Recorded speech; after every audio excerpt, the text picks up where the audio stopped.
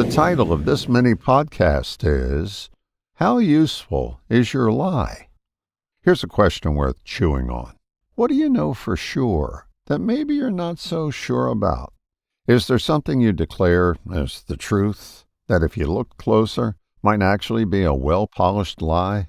A lie you've told yourself so many times it sounds like the truth now?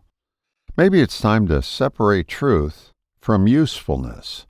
Let's be honest, most of what we believe isn't solid gold truth. It's more like gold-plated opinion. Just because we believe something doesn't make it real.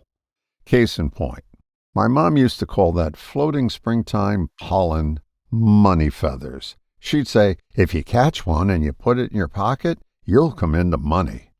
Now, I'm embarrassed to admit this, but many decades later, I still grab those fuzzy floaters and shove them in my pocket. Have I gotten rich doing it? No.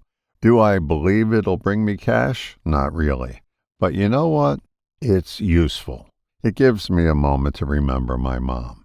And that moment is worth more than money. So here's the real question. How useful is your truth?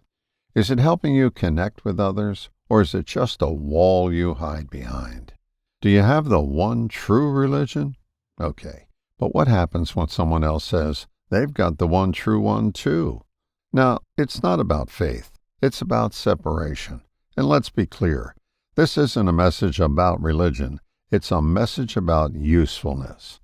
If your so-called truth is causing conflict, division, or isolation, and you can't back it up with reality, maybe it's not all that useful. A wise voice once told me, truth has no opposite.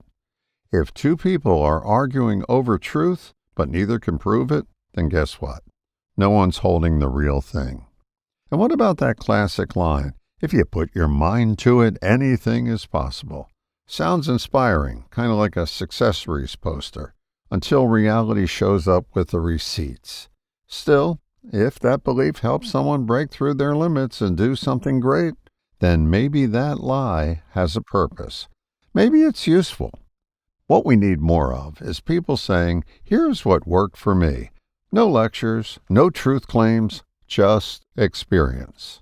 So maybe today's a good day to inspect the truths you're carrying around. Keep the ones that bring connection, growth, and peace. And maybe, just maybe, retire the ones that only spark arguments or build fences. Here's a little red flag to watch for. If you catch yourself starting a sentence with, I'm a firm believer that, chances are you're about to share your version of the truth, not the truth. From where I sit, the only thing I can really call truth is reality. Reality has no opposite, and learning to respond to reality rather than making up alternate ones in our head might be one of the most useful things we'll ever do. But then again, I can't even prove that's true. All the best, John.